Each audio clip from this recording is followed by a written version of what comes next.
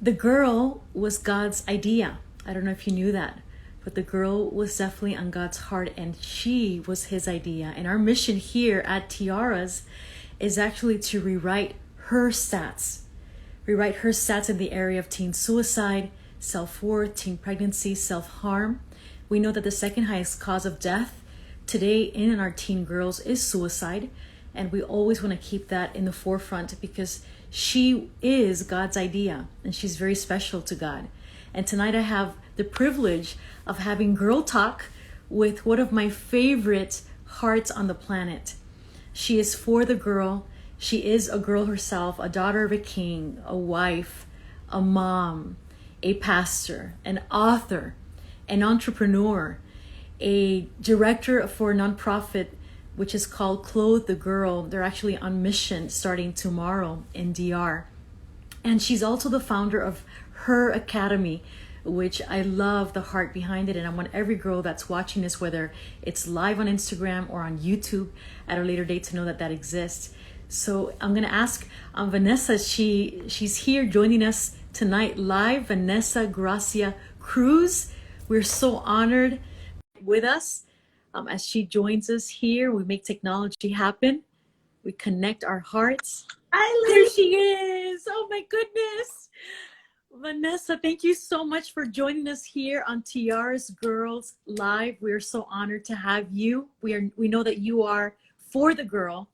Not only are you all those titles that I shared, you're one of my favorite humans on the planet, one of my favorite hearts on the planet, and the founder of Her Academy, which I love that you are birthing that into the world for all of the girls that are behind us and in front of us. Thank you so much for joining us tonight. thank you for having me. I feel super privileged and I'm excited. My kids are asleep, so we can have girl time in peace. I love it. Excited. I love it. We're honored to have you. We know that you have accomplished so much, and it hasn't been because you haven't had adversity. You know adversity, you know pain, you know ups and downs, you know failures, you know even identity, things that we go through as girls. So I want us just to have a real talk, girl talk with the girls that are watching this, whether they're live with us tonight or they watch it at a later time, find us on YouTube. What would you tell the girl that maybe today feels stuck in her purpose? She hasn't found her purpose yet, maybe like you have. You're cultivating your purpose. What would you tell her if she hasn't uncovered it yet? What she could do to take those steps? One of the things I'd say is don't put so much pressure on it. Be patient with yourself. Lily, I think that we live in a society that is so doing obsessed. We're so obsessed with what we can accomplish, the titles that we acquire, how much we can get done before we're 25, before we're 30. I'm sure you've heard so many girls like, okay, so I'm going to be married by the time I'm this age, and then I'm going to have these kids by the time I'm that age, and I have to have my purpose all together by the time I'm this age. And it just doesn't always work out like that, and that's okay. I think I've found part of my purpose, but I don't think I've discovered all of my purpose yet. I think that your purpose is something that unfolds and unravels throughout your life. I don't think that there is a direct, let's say, exact way to find your purpose. But if I had to put like a formula to it, and this is something that I teach in my purpose class, when I teach it to young girls and when I mentor young girls, I say purpose equals identity plus mission. And so in order to truly know your purpose, you first have to know who you are. And that simply doesn't always happen by 16, or it doesn't always happen by 18. Right. You were one of the people who encouraged me when I was 21, 22, 23. And I was like, well, I don't know, am I a preacher? Am I a singer? And you were like, you might be all of it or you might be none of it, but you're still finding out. So I think that's the main message I would like to give a young girl who says like, I don't know my purpose. It's okay. Keep on trying, keep on bringing it to God, keep on pressing, keep on discovering the talents that God has placed inside of you and the potential that you have inside of you. Keep on getting to know your identity, and your identity will lead you to your mission. So good. So good. One of the greatest things that we're trying to do with Tiaras actually is teach girls, awaken them to who and whose they are. It's so important to us because I feel like there is an identity crisis on the globe. And girls need to know who and whose they are, that they're not here on accident. They were created personally, tenderly by God. Psalms 139 says that. So, like Vanessa just shared, that is so beautiful to tie in and make it tangible. Identity plus mission. I would also encourage you, just get in the vicinity of your passions, because when He created us, He put passions inside of us, and they were evident in you. When I saw you grow up, you can see those passions. Our passions will lead us generally to our purpose. So I always tell young girls or young women, get around at least in the vicinity of your passions. At least you're one step closer, right? Mm-hmm. Absolutely. What steps would you encourage maybe a young woman today? I read that only 34% of high school graduates today are choosing the college route. I know you have your master's, you have your MBA. You know, I'm also a college graduate. It's different timing though. Not everyone is choosing the university route, and it's very real. So what steps would you maybe encourage someone that hasn't gone the traditional college route in finding her place? I know her academy is one way. Mm-hmm. I would say whether you go to college or don't go to college, either way, do it on purpose. You know, don't go to college because you have no other plan and you don't know why you're there. It just seems like the easiest next step. Don't do that for that reason, because college is not free. You know, we don't live in a country, unless you're not from a country where college is free. It's not Right. free. It's something you have to invest in. It's something that you have to invest time, energy, and money in. So don't go just to go. At the same time, don't not go without having another plan. I encourage you to sit down with a mentor, sit down with somebody, take it to God in prayer, and have a plan when you finish college and when you finish high school, and say, okay, if I'm going to college, it's because of the greater plan in my life. Obviously, you know, I tell people, start backwards.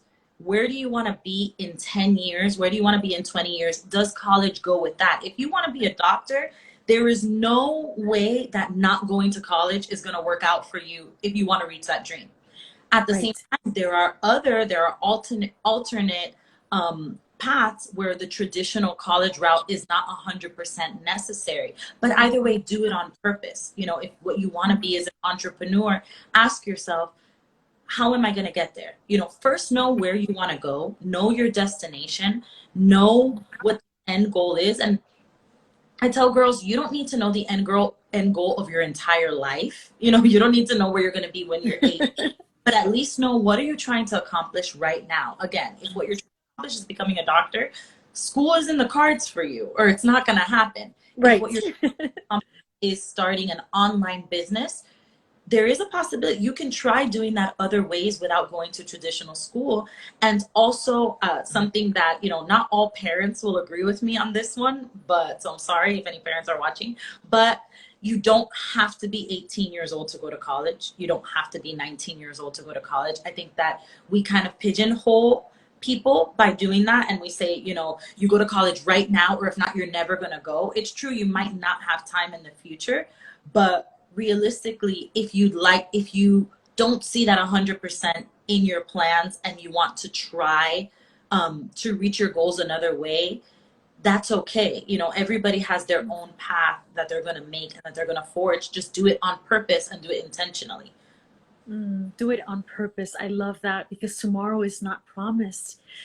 You know, that is so good, to do it on purpose. Now, one of the things that I remember always sharing with you, even when we have just our girl talks privately, you know, if you're not failing, you're not doing enough, right? If you're not at least feeling like you Mhm. want to quit once a week, even in what you're setting your tracks, you're not doing enough.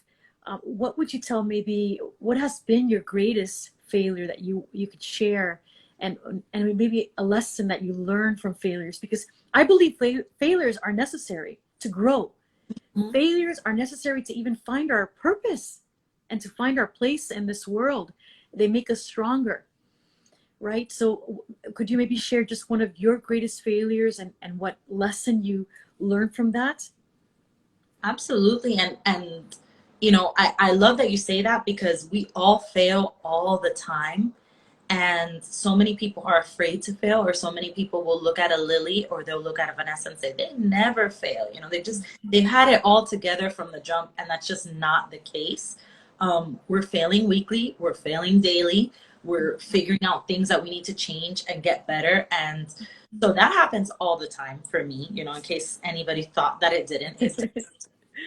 My biggest external failure maybe that other people saw, and that, you know, I really had to like own it because like it was visible, was not making it through law school. So I started law school at 21 years old, and at 21 and a half I discovered that I was not cut out to be a lawyer. I didn't like it. I wasn't good at it. I wasn't getting good grades. I mean, here was a girl who had gotten straight A's her entire life. I got a great score on the LSAT. It was like, how could I not be the most amazing lawyer? But I realized that it was more than just IQ. My personality and my temperament were not made for that kind of environment, which is why I tell people when they're asking about purpose, and this is how it helped me discover my purpose, because it helped me discover what I was not. And sometimes discovering Mm. what you are not is helpful, because at least now Yes. I'm not. You know, I Yeah. realized about myself in that season, I don't like to argue with people. I don't want um I'm cut out for a career where I have to find the holes in everything you're saying. I'm more of a Mhm. cheerleader. I'm more of a Right. collaborator. Like, let's work together, inspire people, and let's be poetic and less logical and more vision and more poetry. And being in law school didn't give me that, but it taught me who I wasn't. And I would say something I tell people all the time is that purpose has three questions involved in it. And the first one is, who am I? Where do I fit? And what can I do being who I am in the place I fit? So Mm. the reason why I failed, I think, in that season was because I didn't know who I was. I didn't know what I was, and I didn't know what I wasn't good at. If I would have known that, I think if I would have learned more about the Enneagram or Myers-Briggs or Strengths Finders, or I would have learned that that wasn't the right career path for me. It wasn't who I was, and it wasn't where I fit. And because it wasn't who I was and it wasn't where I fit, there was very little I could do there. And I had to make a decision at some point. Am I going to be the worst lawyer, or am I going to accept a failure and move on to be the best at something else? And Wow. so it was a failure externally. I had to tell the people in my church that had prayed for me, and all the people who were so excited because I was going to be the first lawyer in the family and get a postgraduate degree. And, you know, people had given me presents that said, like, you know, future lawyer, like, don't mess with me, I'm a lawyer. And I had to tell everybody that's not going to be me. But I made the decision, I'd rather be the best at something else and accept this failure than keep on trying at something I'm bad at. Wow. Bonnie, what a lesson. It Oh was my it was a God. tough lesson too, because I still had to pay for the first year of law school. Not a Wow. Well, I am, although I'm sure it was painful, there's so many, there's thousands of women Hmm. and young women and women all over that are so glad that that didn't work out, because you are one of the biggest proponents and champions of the girl today. I mean, Yeah, my dad was mad at me. wow. Well, you mentioned you have mentor tracks. You're the founder of Her Academy. How can maybe girls get more information on that, on your mentorship program, on Her Academy? Where can they go? You can follow us at Her Academy Co. is our Instagram, and we have our website there linked. Right now, our website is heracademy.teachable.com, and you can get signed up there for one of the mentorships. I'd love to mentor any of you guys. That's something that's really big on my heart. And we also have an event coming up. We have our first empowerment weekend. It's going to be called Own the City, and Lily's going to be there with us. And Yes, excited. Okay, and they can find information on that on Own the City. It's mhm, what's the yes, website for that? Own the City is ownthecity.co. And the link is also there in the Her Academy Instagram. Or you can go to my Instagram and you can find it, because I post about it a lot. Okay, awesome. We believe in the girl. Our hearts are for the girl. The girl was God's idea. And maybe you're watching this tonight or at a later time, and you're struggling with your identity. You're struggling with even maybe thoughts that are to harm yourself or to take your own life. We know that the second highest cause of death in teen girls today is suicide. We know that there is a suicide on the planet every 40 seconds, which keeps me up at night personally.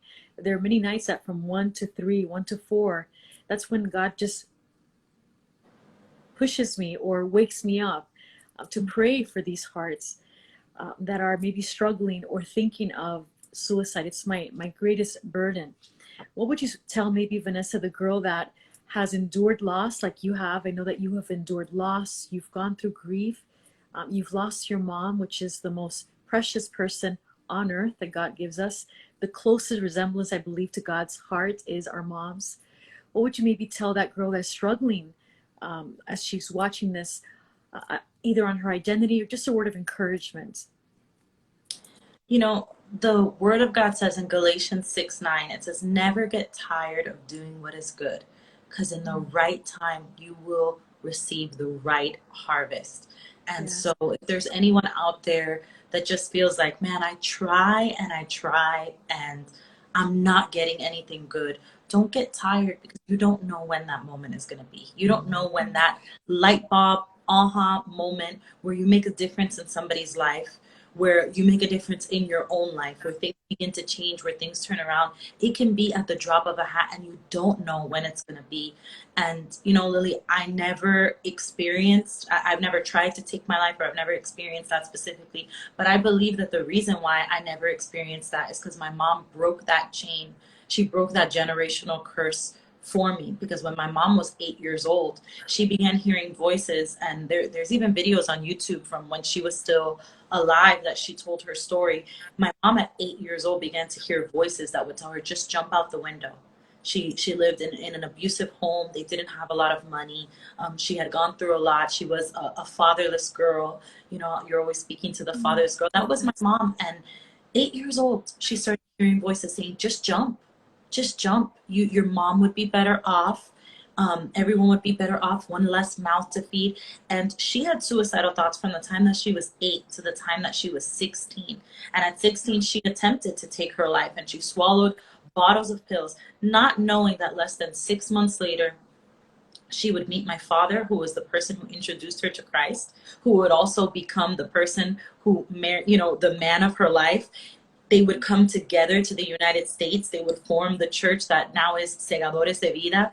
They would have 4 children that are serving the Lord. So everything that you see me doing, you know, if there's anyone out there who says, wow, you know, she's preaching and she's doing this and she's going on mission trips and she's taking clothes to orphans, all of that is because my mom didn't succeed in taking her life. It's because the Lord spared her. And she had thoughts of suicide even after that. But because the Lord had spared her, because she was able to kind of come out of that haze, she decided, I'm not going to take my life. She decided to not get tired of doing what is good. She decided to keep on going. And because of that, the Lord used her to reach thousands. The Lord used her to raise 4 children who are continuing her legacy today. She didn't know that at 8, though. She didn't know that when the suicidal thoughts began. She didn't know that at 16 before she took that bottle of pills. So the point that I'm trying to make with that entire story is you never know what's going to come out of your life. Your life may seem useless and worthless now, but you don't know what is right around the corner. You don't know what opportunities, what doors God is going to open up that is going to make you see that it is so worth it for you to just keep on going. So Don't give up. Don't give up. You matter. You matter to God. And we know that the biggest age that a girl will take her life is actually 16. So we know that we have God, who is love, and we know that there is a real enemy. His name is Satan. The Bible refers to him as Satan. He's the one, legions of demons, that whispers to us that we're not worthy, that we should take our lives, that you are fatherless. Why are you even trying? Those whispers that Maria heard, that I've heard, that I've seen in my own family come into play. We have to be reminded that we are God's precious daughters. And it's not only your life that ends, it's dreams, it's Yeah. hopes, it's futures, it's that legacy. When I think of Maria's life, and I didn't even know we were gonna talk, I didn't know this very intimate response, to think that not only her life would have been cut short and she's impacted thousands upon thousands, impacted also Rudy's life, who started this church, who's still impacting the kingdom and growing the kingdom with thousands. But then her four arrows. That's why I'm so passionate about suicide, because it's not just one life that ends. It's purpose, it's a marriage, it's dreams, it's legacy, and you matter to God. As Vanessa spoke, I can feel right now God's presence. You are so precious to God. He has been pursuing you. He loves you. He wants to be he wants to make himself known to you, but he is a gentleman and he is knocking. And all we're asking is that you would give him an opportunity to show you his love, because the Bible says that God is love. It's the most tender, purest form of love. I can tell you to the point where I have had many heartbreaks and brokenness on this journey we call life. But this I know about God. This I know about Jesus. He has never broken my heart. Jesus has never broken my heart. You can trust Jesus with your heart. So if you want to talk to anyone tonight, you can DM us. You can DM Vanessa. You can DM us here at TiarasGirls. I encourage you to sign up for our free virtual conference on TiarasGirls.com, where we will awaken you to God's design for your life. We would love to gift that to you on TiarasGirls.com. You can register the teen in your life for free in English or in Spanish. Vanessa is actually a part of that Girl Talk panel, along with Ingrid Rosario and Jen Urteco. We would love to have you for that experience. It is free, and our heart is just so that you know that you are loved by God, that you are special to him, that you're beautifully and wonderfully made. The Bible says that you are God's masterpiece. And Vani, you're clearly God's masterpiece. Thank you for sharing your heart with the girls tonight in this way. I know that your mom would be so proud of who you are, proud of your brave. I love you, and I'm honored to know you. Thank you. I love you so much, Lily. And I hope that every single person shares this Tiaras Girls experience with one person. If you share it with just one young girl in your life, you don't know what that girl could be going through. I think one thing that we've learned about teen suicide and even about teen sexual abuse is that people are going through it that aren't saying anything. So don't assume that the teens in your life are okay. Share this with them. Give them the opportunity to get to know Jesus in an intimate way. It's a beautiful message. I was there when you were filming it, and I think it's a message that every young girl needs to hear. And it's free. That's amazing, guys. So go and reserve your spot. Yeah, thank you. Thank you so much. And again, it's TiarasGirls.com. English, Spanish, French, and Creole are coming very soon. But thank you again, Vani, for your heart. God bless you guys. Hope to see you soon. Bye, everyone.